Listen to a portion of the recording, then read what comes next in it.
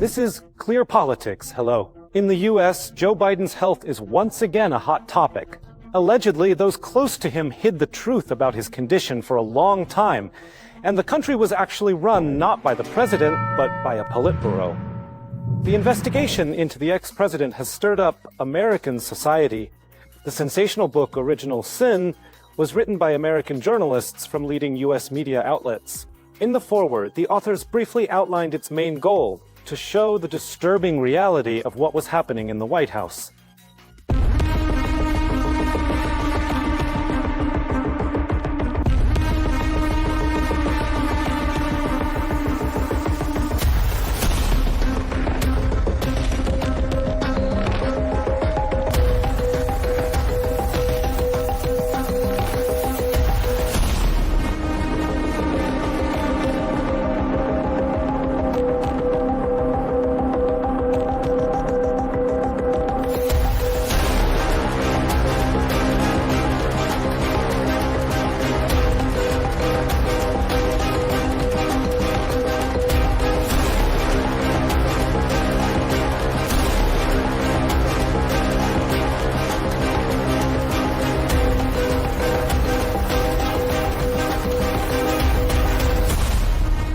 In the US, they said the work of these two journalists is even more explosive than Watergate, the famous wiretapping scandal.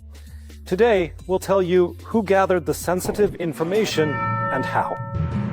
352 pages of revelations and uncomfortable truths about Biden and the Democrats. The book about Original Sin has already been called a bestseller, and the authors may be nominated for a Pulitzer Prize. The expose about Biden was written by two American journalists, Jake Tapper and Alex Thompson. It was published by the American publisher Penguin Press. Tapper is a host on CNN. He, together with his colleague Dana Bash, moderated the Trump-Biden debate in June 2024. It was there that the world first saw the president's weakness. Just imagine, while working on the book, the journalists recorded over 200 interviews with American politicians, businessmen, and lobbyists. Interestingly, many agreed to talk only after the U.S. elections. Jake Tapper deserves special attention. The CNN journalist was a staunch supporter of the U.S. Democratic Party for many years. He has authored several bestsellers and won the prestigious Emmy Award for his coverage of Barack Obama's inauguration. Of course, the liberal media were very upset with Tapper, even though he basically just called things as they are. But in the U.S. today, that's a luxury not everyone can afford. Biden even mixed up basic facts, calling himself the first black woman in the White House and saying, "I wouldn't have picked Vice President Trump as vice president." Not to mention his mishap at a concert and his lack of attention at the G7 event. Each time, the press downplayed the issue. MSNBC dismissed cognitive concerns as hysteria and used terms like cheap fakes to discredit video evidence. Others, like Whoopi Goldberg from The View, dismissed the importance of the president's cognitive abilities, exclaiming that she didn't care even if he soiled himself, she'd still vote for him. How could you not vote for someone who, as we say, doesn't even swat flies and allows funding for those same liberal media outlets, not just in the States, but worldwide, who can't navigate his own office, control his supporters or opponents, and lets every force do whatever it wants?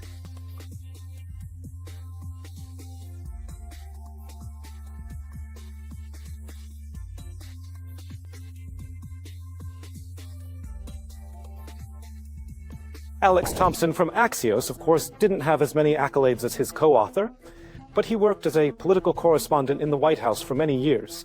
And as they say, he's seen a lot. Biden's condition was so bad that he couldn't remember that his son, Beau, had died. This was confirmed by a recording of an interview from October 2023. The president couldn't recall the date of his inauguration when Trump came to power and looked completely confused and unaware of what was happening. One of the main factors is also health problems related to cancer, which we've now learned about. Biden had advanced prostate cancer. Most likely it started developing even before the 2020 election, before Biden became president. All of this was hidden. Most likely it caused very unpleasant consequences for Biden. He was pumped full of tranquilizers so he wouldn't feel all the pain. And of course, that turned him into a vegetable. So all these factors led to a feeble, clueless old man at the head of the American state whom they tried to drag into a second term by any means necessary.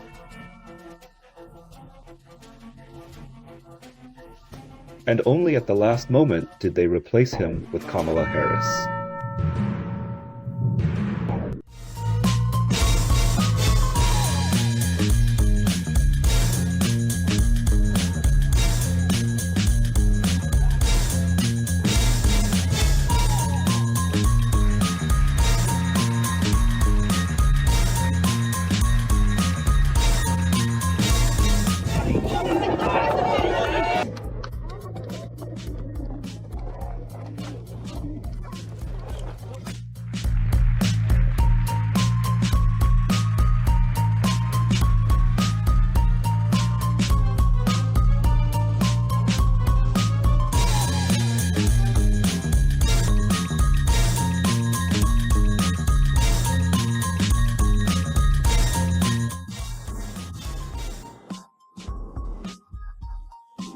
Only the lazy didn't write about Biden's possible problems, but those were just guesses.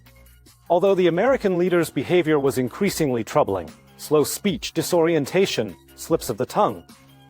Biden mixed up the names of the presidents of Russia and Ukraine, said Iraq when he meant Ukraine.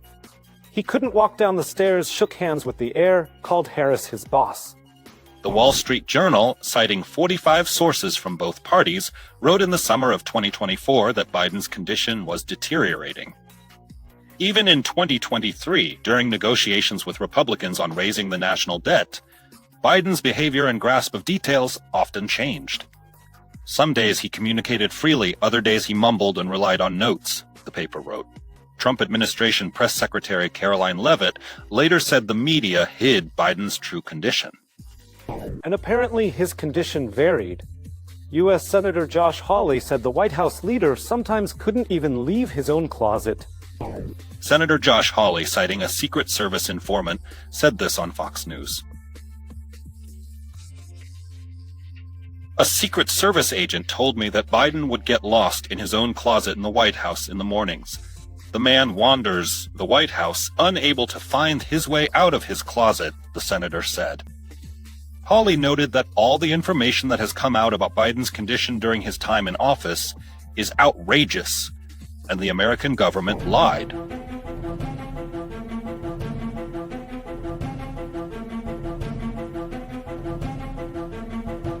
This incident made headlines in global media.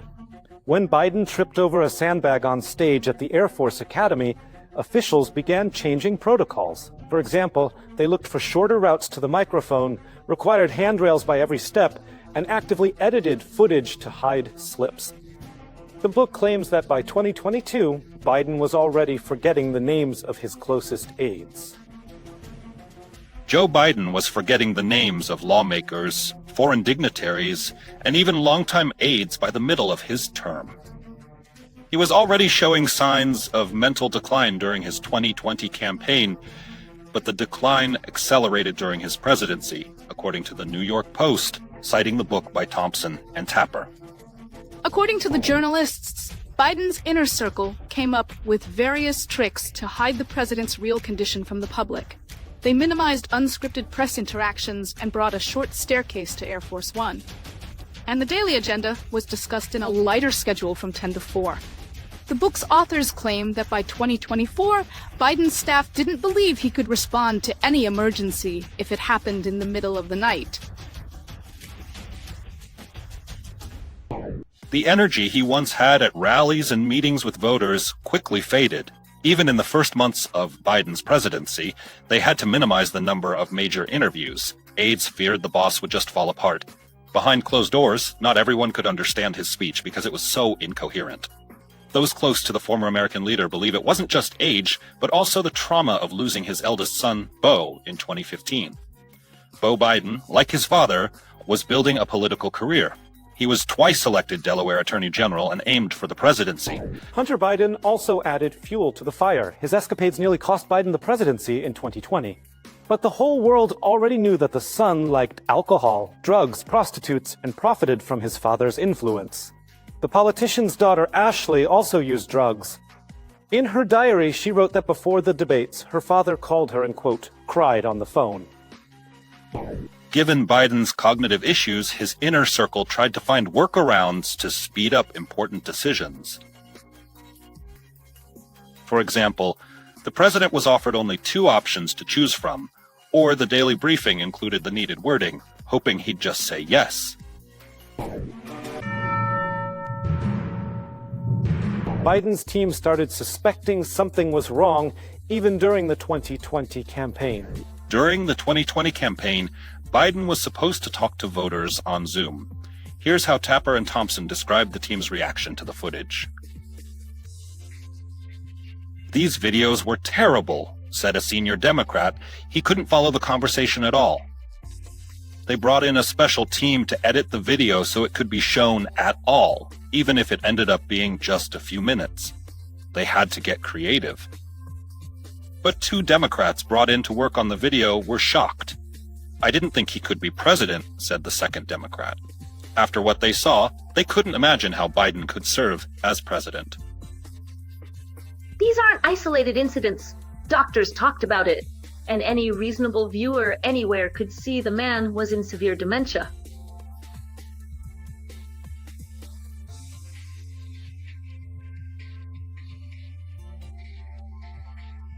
He's not just old. He's completely out of it. He doesn't understand what's happening. And here the big question is for American politics, not the voters, but the political system. How cynical can they be to cover up their true motives?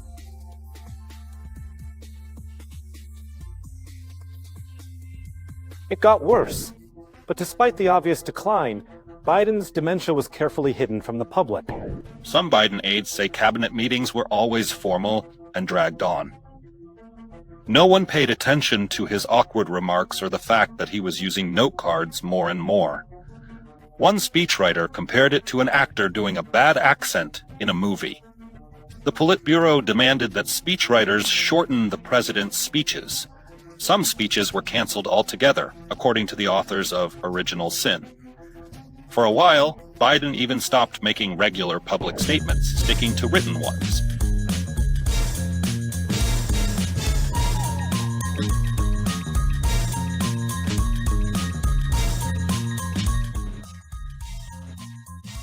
End of quote. Repeat the line. Women not without electoral or political, or let me be precise, not or political power. The authors of the investigation say Biden's inner circle hid not only his declining health from the public for years, but also from the ex-president himself. Bad news from the outside world, including his falling ratings. Moreover, even in 2024, during the election race, not only American citizens, but also Biden's Democratic colleagues, politicians, and donors didn't know the real situation. If in 2020 it was easier to cover up his ailments, by 2024, Biden was acting up at almost every official event. Most Americans realized the truth during the televised debate on June 27, 2024. Biden looked slow and couldn't express his thoughts clearly. Even though he soon admitted he messed up, he insisted until the end that he would win the election. But just a few weeks later, under heavy party pressure, he withdrew his candidacy. Biden's disastrous debate with Trump is called the peak of his disgrace. The authors note that after the debate, Democrats couldn't understand what was happening. A senior Democrat said in an anonymous interview, "Who the hell is running the country?" And now for the most interesting part. Who was making decisions in the White House? A very small group of people called the Politburo. A tight circle of experienced political veterans who prefer to stay out of the media and public eye. All sources point to the fact that instead of Biden, real control of the country was in the hands of Chief of Staff Ron Klain, Strategic Advisor Mike Donilon, Domestic Policy Advisor Bruce Reed, and Legislative Affairs Chief Steve Ricchetti. First Lady Jill Biden played a significant role, as did Biden's younger son Hunter, who has been involved in sex and drug scandals more than once. Hunter Biden is devious and prone to terrible decisions. We just wanted him to win, and then we could hide him away for 4 years, occasionally showing signs of life, supposedly said one of Biden's team members. And another manager was the pen Biden used to sign orders. Everything was done with an auto pen. Who signed Biden's orders? It was all the pen. Who would have thought that important documents could be signed with a facsimile? These are important documents being signed by a machine. The U.S. Congress identified 4 people who used an auto pen to certify documents on behalf of Biden during his presidency, said Oversight Committee Chair James Comer.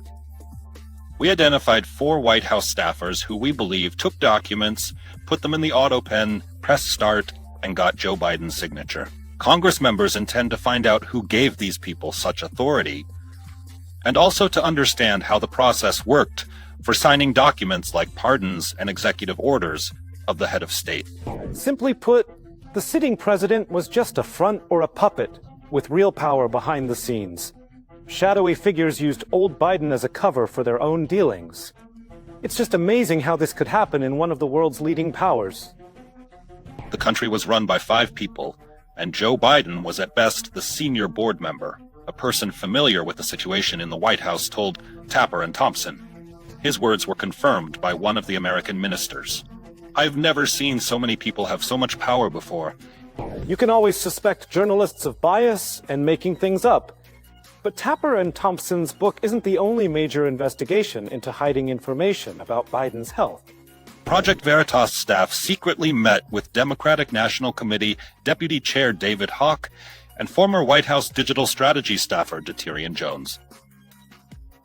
According to the investigation, real power was concentrated in the hands of a shadowy figure, Anthony Bernal, assistant to the president's wife, Jill Biden. Biden was kept afloat until the very end, all for the sake of endless party infighting. Biden's task as a nominee of the Washington establishment and globalist elite was to turn the U.S. into a one-party project where Democrats would permanently control the White House and Congress, and Republicans at the federal level would become the eternal opposition. In the first 2 years of Biden's presidency, the resources for this were there. Democrats controlled the Senate and House of Representatives, Republicans were divided, and Donald Trump was deposed and disgraced. There was even a clear path, an obvious set of steps to build a democratic dictatorship. But for such a global goal, old Joe lacked the physical strength and political agility. Shortly before his term ended, Biden preemptively pardoned members of his family.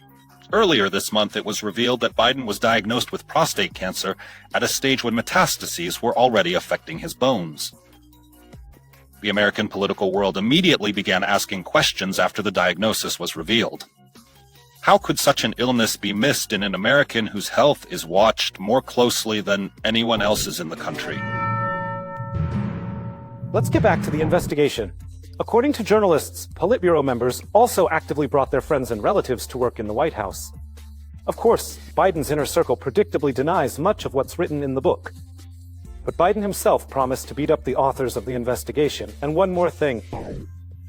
Lately, there's been a lot of talk about your mental and physical abilities while you were in office. You see, I'm incompetent. I can't walk, but I can beat up both of them. In the end, the critics were right. Those who, back in the 2020 campaign, said Biden's declining cognitive abilities would keep him from running the country effectively. But, as with many elderly people, bad days alternated with good ones.